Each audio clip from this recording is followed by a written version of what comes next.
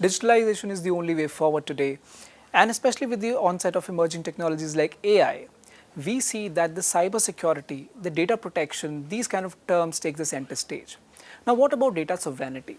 How crucial is data sovereignty for the government, for the public sector, and especially for sectors like defense?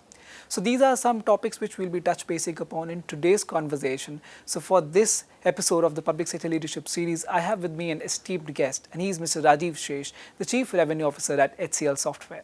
Hi Rajiv ji, first of all, welcome to the Public Sector Leadership Series by ETGovernment. It's a pleasure meeting you, Adarsh. I mean, it's a privilege to be here. Yeah, looking forward to it. Thank you, sir, for your time that you're sparing with us.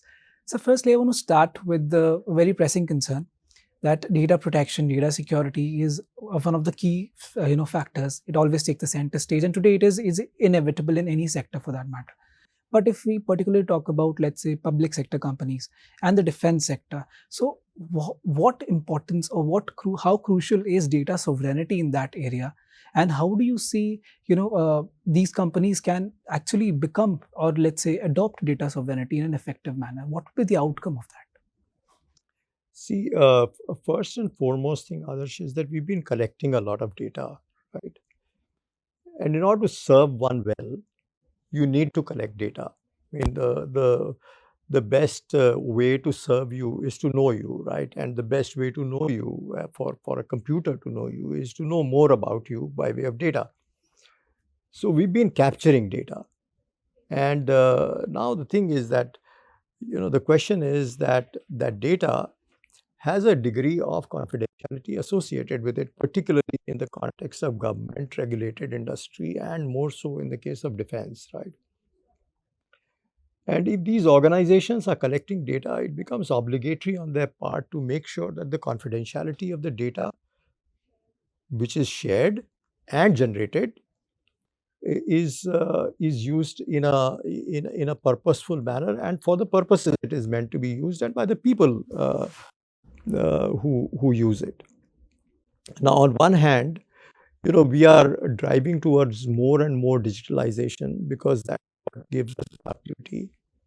That is what gives us automation. That is what gives us several gains. But at the same time, there is always a lurking threat of cyber attacks, data leakage, and the threat of misuse of that data. So in the context, particularly because the obligations that the government and the data sector that are fundamentally responsible for protecting the sovereignty of a nation, this becomes a very, very important aspect. And often, you're dealing with perhaps a contrasting situation or a contradictory situation. On one hand, that you've got this data which you want to use for the benefit of the people that you're serving or the projects that you're serving, and at the same time, the risk of it being breached. So, on the government of India has done something remarkable with the DPDP Act, right? It is one of the most evolved and a mature act that allows for data to be protected and consent to be granted before that data is used for purposes that are defined or new definitions are being sought out. And so therefore, it is really, really important for these organizations. Now, there are two aspects that come into play when it comes to managing data protection, and keeping the data within the boundaries of a framework, right? That is how we will call it sovereignty, right? I mean, basically, you keep it within the boundaries of a nation, you keep it within the boundaries of a firewall, you keep it within the boundaries of a department or a function or whatever, right?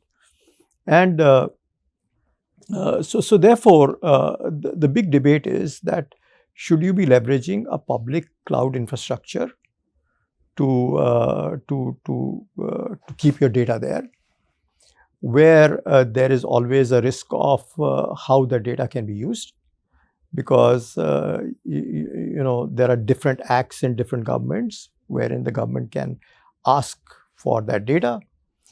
And therefore, the governments are legitimately wary of the fact that, look, can that data be used for a purpose for which we have not gathered it?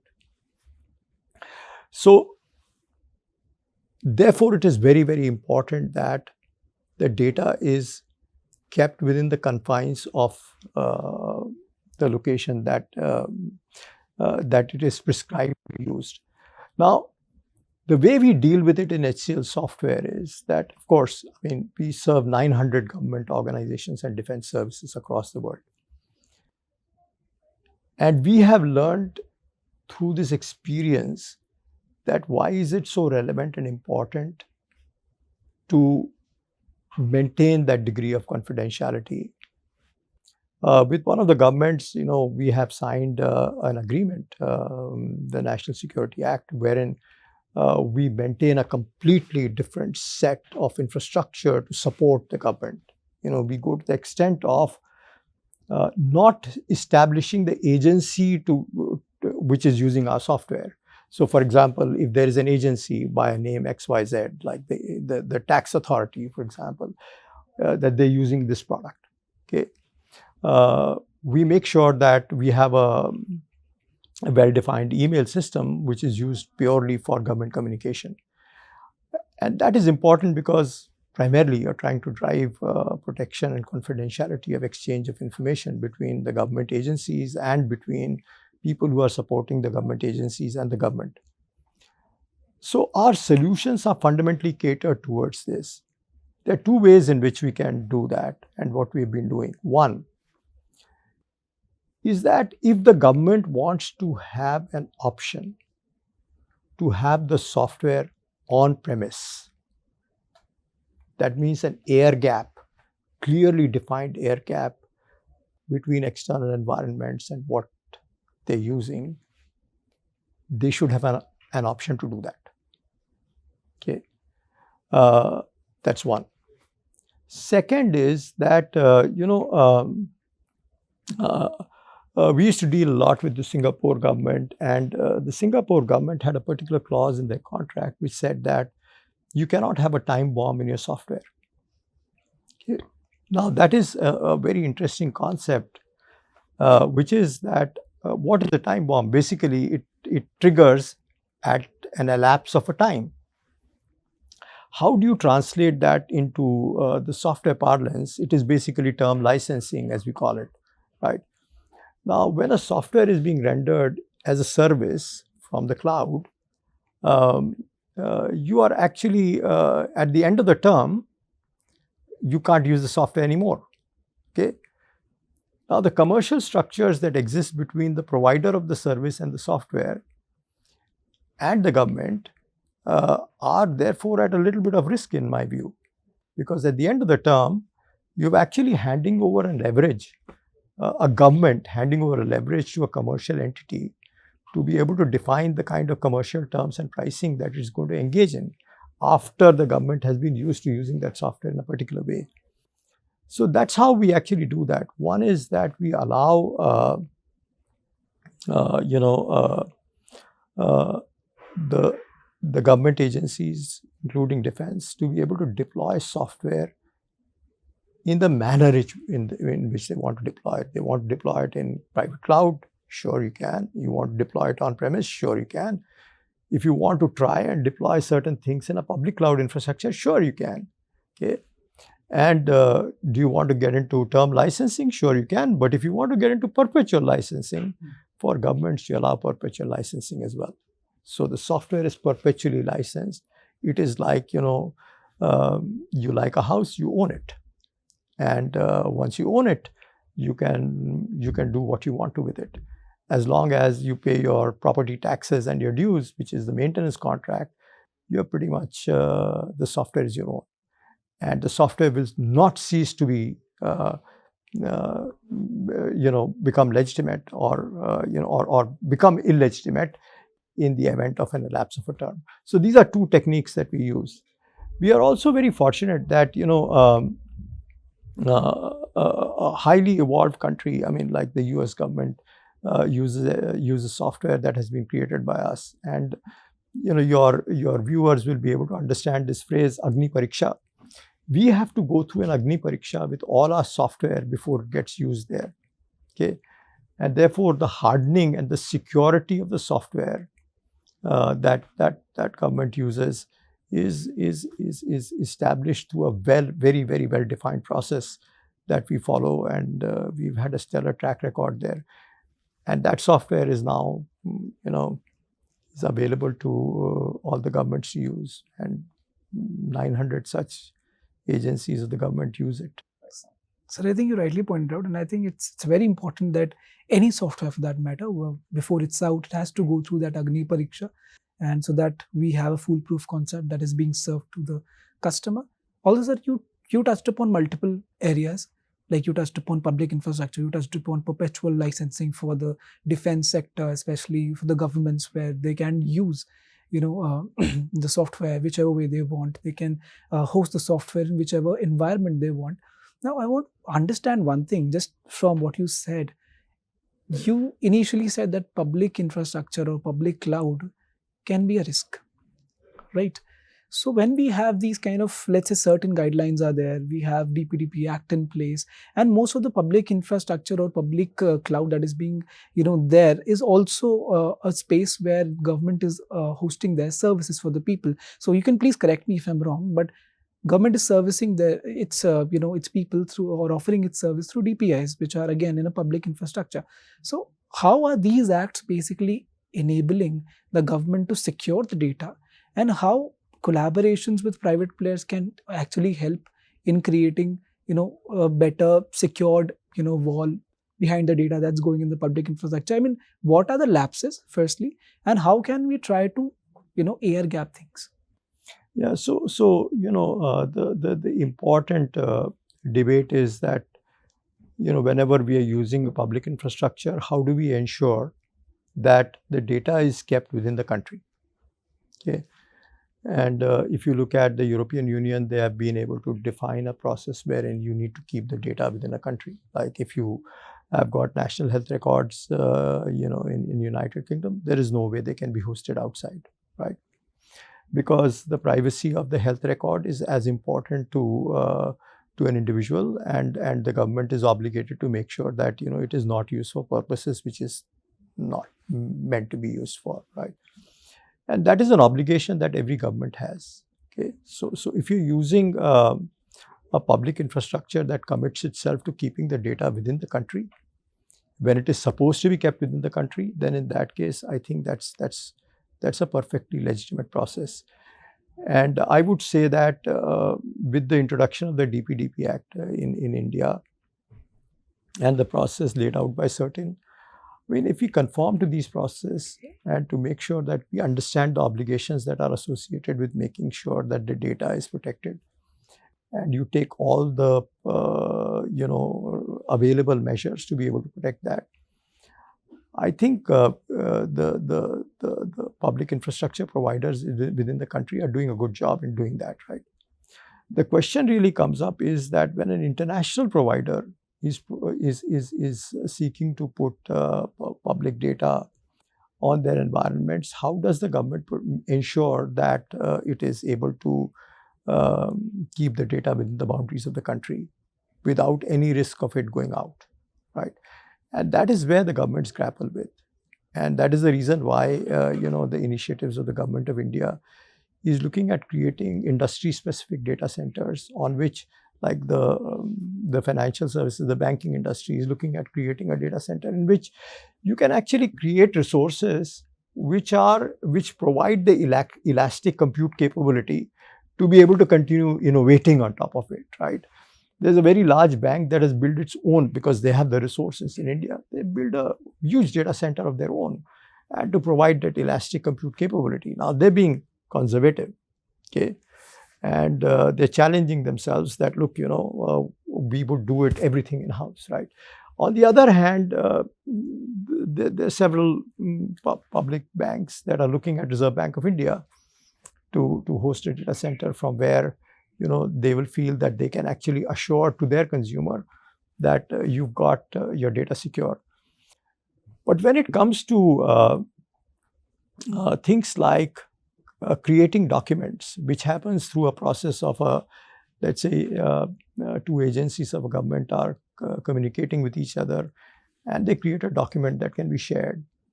Now, that particular document can have degrees of confidentiality on who can access it, where it can be accessed, etc. Now, you can pretty much manage it through access control systems, which are fairly mature. But then, in that case, where do you keep that data is a big question. And where do you keep your health records is a big question. Where do you keep your defense records is a big question. And therefore, because there is confidentiality and national security associated with some of these things. And that is where there is a continuous debate that happens, that if we keep it all within our boundaries, how do we maintain innovation that happens within an infrastructure which is being shared by many people, and where it's a platform on which you can assimilate best practices across industry segments and then make it available. So it is a little bit of a tug of war in between choosing what is the latest productivity measure that is available, and the user interface that may be available, or the technology that may be available, and something that keeps your environment secure. And there is always a fine balance to be struck in this. So that's a very key point, and I would like to come back to that. Actually, I wanted to move to the AI part of the questioning and the AI part of discussion. But before that, I have a follow-up question. Sure. And that is, you started your deliberation by saying that, the question is, or the debate is, that if we can have, our data, or let's say the services that we are taking from the private players, are the international players, or are the local players, or the people or the companies which are India based? Now it's a totally out of curiosity. My question is that, let's say each and every country go for this big movement that we will be only, the government specifically, will be only partnering or collaborating with the companies which are based on our country, citing security reasons, that I don't want my data to be hosted by any international company, be it for any XYZ reason. It could be licensing, it could be any other threat that's there. If we do that, are we heading towards disrupting a market and creating a non-competence, also restricting innovation? What is your take on that? I don't think innovation is going to be restricted like this, right?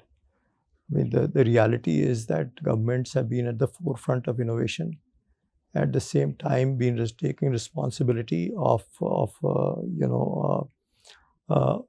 making sure that they are able to protect the data of their citizens. Now, the thing is that this debate has come in because we've picked up paper files and put that data on a computer system, right? Now, if these documents are kept in a vault, do you think you're going to give these keys to people who, all across the world, because you want to grant them access to be able to take that data and innovate with it? No, right? So if you put that data on a computer system, then why would you allow that? Okay, I mean, that's a question. And the thing is that governments take it very, very seriously, and it's an obligation that needs to be kept, and it's a public service. And we are very fortunate that the Indian government takes it very, very seriously, and is evidenced by the DPDP Act, right? Now, nowhere do we ever say that multinational is not allowed to do work here. As a matter of fact, the Indian government has been most welcoming, okay, subject to certain norms that they need to adhere to. And I think every government, every defense service, every regulated industry has a right to be able to define certain boundary and guardrails within which a company needs to be able to deliver. Fortunately, almost all acquisitions of the government are done through a public buying process, right? And there is a very robust buying mechanism that has been set up, which ensures that you have to compete both in terms of feature, functions, service delivery, and in price in order to meet the government requirement. So therefore, this competitive pressure and this competitiveness ensures that the government will continue to get high quality technology. it doesn't mean that you have to be on the bleeding edge of things, right? And I think that is important too, because if you are on the bleeding edge, what has not been proven is that thing secure, and therefore over a period of time, once the governments feel assured that it has been used well for a period of time, and then they use the technology, it's great. But at the same time, you look at the initiative of Government of India as the AI mission, right? The government providing an infrastructure, at price points of 100 rupees per usage is a phenomenal initiative. Okay, now you are within the framework of this creating innovation. Okay, the government is publishing use cases in a public infrastructure to be for people to participate in that and say come up with solutions and then fund up to 1 crore of rupees to build that. So this is, I think, this is a classical thing. We had an opportunity. I was listening to a convocation address of the Harvard Business School Dean, Dr. Datar, and he talked about a concept of and thinking. Okay, which is that how do you do and thinking as against or thinking this or that, and I think there's a tremendous opportunity of and thinking here, that within the guardrails of what the governments expect and maintain the level of innovation which drives the three sutras of people, planet, and progress of this government, Sure, sir. are achieved. So I definitely resonate with the point which you said that there is a huge potential that we have when you talk about and thinking, of course, within the guardrails, and that is what is really important. And we should look forward to those innovations. Now, coming to the India AI mission point, which you also mentioned in your deliberation, I want to understand how is HCLSoftware overall contributing to this mission? What have been your initiatives in those directions? So, in Uttar Pradesh itself, we've set up an innovation center which allows for AI literacy to happen. I mean, that's an important part of the AI mission to make people know that it's not that kind of a complex subject to deal with. We have an opportunity to participate in this in a meaningful way, and we are also cultivating a group of partners wherein we are looking at the use cases that the government is functioning and seeing that how do we, along with our partners, build applications that can be relevant. Because the interesting thing is that the government agenda is very smart actually, which is that you can actually take a use case, build an application, and a lot of governments in the south, the global south, as we call it, are looking at India for these applications and how can they actually adopt them. We've seen evidence of Aadhaar being used by several places, and so it's a big opportunity for us, and that's how I look at it. And HCLSoftware looks at it.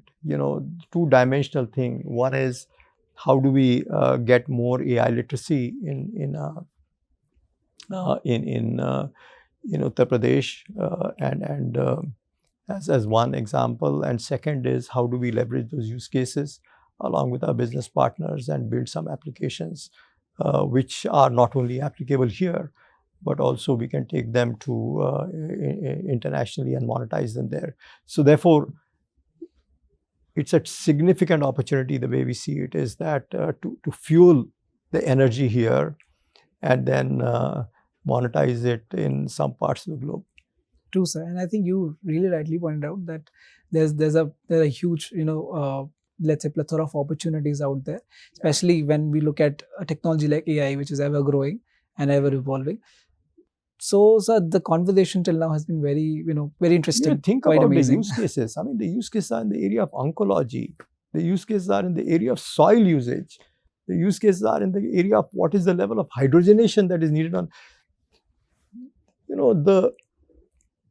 the pragmatic way in which, the India AI mission is driving the use of AI in a manner in which it actually serves the people. It is done in a sustainable manner, therefore preserves the planet and drives progress for the common people is a fantastic agenda, and therefore participating in it will be. Our name HCLSoftware. HCL had stood for, the first H was Hindustan. So it's a great opportunity for us. Sure, sir. Definitely, it is a great opportunity, and it has been a wonderful conversation, sir, till now. And just to understand, the concept that you've shared, the views that you've shared. So, thank you for sparing time and joining us for this episode of Public Sector Leadership Series. Yeah. Thank you very much. It's been a privilege. It's wonderful talking with you, Adarsh. Take care. Bye.